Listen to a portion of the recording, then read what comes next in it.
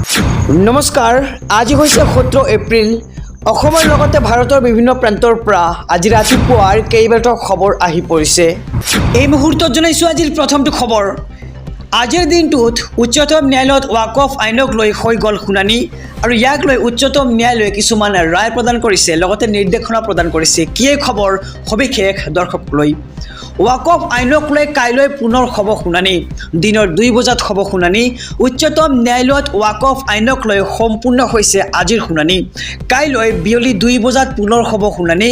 ৱাকফ সম্পত্তিৰ বৈধতাৰ ওপৰত উচ্চতম ন্যায়ালয়ে বিচাৰিছে স্পষ্টীকৰণ।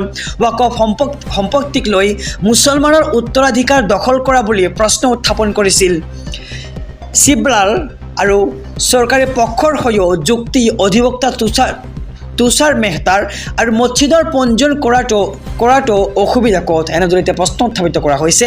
আৰু ৱাকফ সম্পত্তি পঞ্জীয়ন কৰাটো বাধ্যতামূলক। ইয়াৰ পিছতেই উচ্চতম ন্যায়ালয়ে প্ৰশ্ন কৰিছে। কি প্ৰশ্ন কৰিছে? ASI সংৰক্ষিত সম্পত্তি ৱাকফ কিদৰে হ'ল, এই প্ৰশ্ন উত্থাপিত কৰিছে উচ্চতম ন্যায়ালয়ে। চৰকাৰে যদি কোনো ভূমি অধিগ্ৰহণ কৰে তেতিয়া কি হ'ব বুলিও প্ৰশ্ন উচ্চতম ন্যায়ালয়ৰ।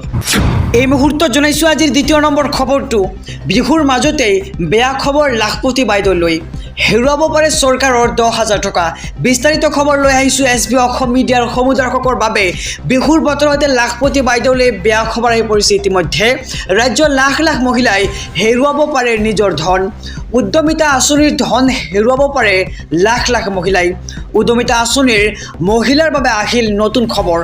10টা ভুলৰ বাবে অথলে যাব পাৰে চৰকাৰৰ 10,000 টকা। কি এই খবৰ আমি সবিশেষ জনাইছোঁ আমাৰ সমূহ দৰ্শকক। শীঘ্ৰে আহিব লাখপতি বাইদেউ আঁচনিৰ নতুন তালিকা। নতুন তালিকাত কাৰ কাৰ নাম অন্তৰ্ভুক্ত নকৰিলে চৰকাৰে। ইতিমধ্যে ৰাজ্যৰ 39 লাখ মহিলাই লাভ কৰিছে ধন। এই ধন লাভ কৰিবলৈ 5টাকৈ নিয়ম পালন কৰিব লাগিব। যিসকলে এই নিয়ম মানি চলিছে তেওঁলোকৰ একাউণ্টত চৰকাৰে সোমোৱাই দিছে গোটৰ 10,000 টকা। লগতে 3টাতকৈ অধিক সন্তান থকা মহিলাই নাপাব এই আঁচনিৰ ধন। SC ST মৰাণ মটক বাগিচাৰ মহিলাৰ 4টালৈ সন্তান থাকিলেও তেওঁলোকে লাভ কৰিবলৈ সক্ষম হ'ব লাখপতি বাইদেউৰ আঁচনি অৰ্থাৎ গোটৰ 10,000 টকা। ইয়াৰ লগতে 3টা লেয়াৰত ভেৰিফিকেশ্যন কৰাৰ পিছত প্ৰস্তুত কৰা হৈছে এই তালিকা। ছোৱালী সন্তান থাকিলে যদি বিদ্যালয়লৈ নাযায় তেন্তে নাপাব এই ধন। এটা গুৰুত্বপূৰ্ণ বাৰ্তা। যদি আপোনাৰ ঘৰত ছোৱালী আছে, আপোনাৰ ছোৱালীটোৱে স্কুললৈ নাযায় তেন্তে কিন্তু আপুনি লাভ নকৰিব গোটৰ 10,000 টকা। লগতে বেংকত ঋণ থাকিলেও এই আঁচনিৰ ধন লাভ নকৰিব আপুনি। চৰকাৰী কৰ্মচাৰীৰ পত্নীৰ হিতাধিকাৰীৰ তালিকাৰ পৰা নাম কৰ্তন, তেওঁলোকে নাপাব ধন। লগতে কেৱল 3য় আৰু 4ৰ্থ বৰ্গৰ কৰ্মচাৰীৰ পত্নীয়ে পাব উদ্যমিতা আঁচনিৰ ধন। লগতে 4চকীয়া বাহন, বাছ, ট্ৰাক থাকিলে নাপাব এই আঁচনিৰ সুবিধা। 3চকীয়া বাহন থাকিলে অৱশ্যে লাভ কৰিব লাখপতি বাইদেউৰ ধন। আৰু আঁচনিৰ পৰা বাদ পৰিল প্ৰায় 10 লাখ মহিলাৰ নাম। আৰু বিহুৰ বতৰতেই লাখপতি বাইদেউলৈ আহিল বেয়া খবৰ। আমি খবৰটো জনাইছোঁ যে ৰাজ্যৰ লাখ লাখ মহিলাই হেৰুৱাব পাৰে লাখপতি বাইদেউৰ ধন। আহিছোঁ পৰৱৰ্তী খবৰৰ মাজলৈ। জ্ঞানবাপী মছজিদৰ জৰীপ গোচৰত মুছলমান পক্ষৰ বৃহৎ জয়। উচ্চ ন্যায়ালয়ে নাকচ কৰিলে হিন্দু পক্ষৰ আবেদন। এই মুহূৰ্তৰ খবৰ SB অসম মিডিয়াৰ সমূহ দৰ্শকৰ বাবে। আদালতত মুছলমান পক্ষৰ বৃহৎ জয়। মন গ'লে মছজিদত চলাব নোৱাৰিব জৰীপ। আদালতত বৃহৎ মুখ থেকেচা এইবাৰ হিন্দু পক্ষৰ। জ্ঞানবাপী মছজিদত জৰীপ চলাব নোৱাৰিব। ASI জ্ঞানবাপী মছজিদত জৰীপ চলোৱাত বাধা। বাৰাণসী আদালতৰ আৰু জ্ঞানবাপী বুজুখানাত হিন্দু পক্ষই জৰীপ চলোৱাৰ বাবে কৰিব নোৱাৰিব আবেদন। এই মুহূৰ্তৰ খবৰ জনাইছোঁ। আজি হৈছে 16 এপ্ৰিল আৰু আজিৰ দিনটোতে কিন্তু ৱাকফ আইনক লৈ উচ্চতম ন্যায়ালয়ত হৈছে শুনানি আৰু জ্ঞানবাপী বুজুখানাত জৰীপৰ বাবে আজি আছিল শুনানি। এলাহাবাদত উচ্চ ন্যায়ালয়ে 5 মেলৈ পিছুৱাই দিছে শুনানি। আহিছোঁ আন এক খবৰৰ মাজলৈ।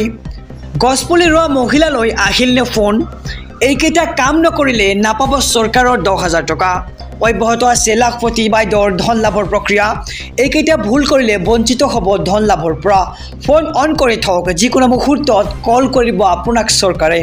প্ৰতিখন জিলাৰ বাবে নিৰ্বাচিত মহিলাৰ নামৰ তালিকা প্ৰকাশ কৰা হৈছে। জিলাই জিলাই সভাৰ জৰিয়তে লাভ কৰিব গোটৰ 10,000 টকা। প্ৰতিগৰাকী বাছনিভুক্ত হোৱা মহিলাই লাভ কৰিব গোটৰ 10,000 টকা। পৰৱৰ্তী পৰ্যায়ত লাভ কৰিব 25,000 আৰু 50,000 টকা।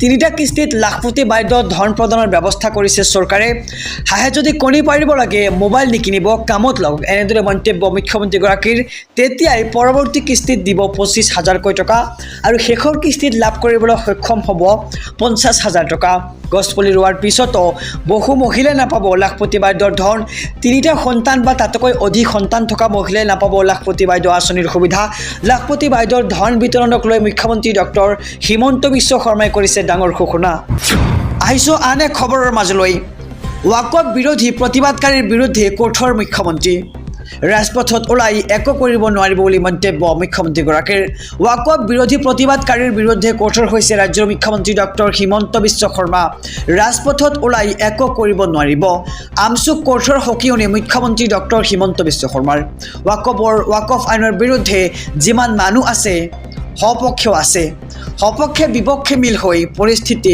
বেয়াহে হ'ব গতিকে এইবোৰ কৰি একো লাভ নাই ৱাকফ বিৰোধী প্ৰতিবাদকাৰীৰ বিৰুদ্ধে কঠোৰ হৈছে মুখ্যমন্ত্ৰী ৰাজপথত ওলাই একো কৰিব নোৱাৰিব বুলি মন্তব্য মুখ্যমন্ত্ৰীগৰাকীৰ আমচু কঠোৰ সকিয়নি মুখ্যমন্ত্ৰী ডক্টৰ হিমন্ত বিশ্ব শৰ্মাৰ ৱাকফৰ বিৰুদ্ধে যিমান মানুহ আছে সপক্ষেও সিমানেই মানুহ আছে বুলি মন্তব্য মুখ্যমন্ত্ৰীগৰাকীৰ আৰু সপক্ষে বিপক্ষে মিল হৈ পৰিস্থিতি বেয়াহে হ'ব বুলি মুখ্যমন্ত্ৰীগৰাকীৰ এনেদৰে মন্তব্য কৰে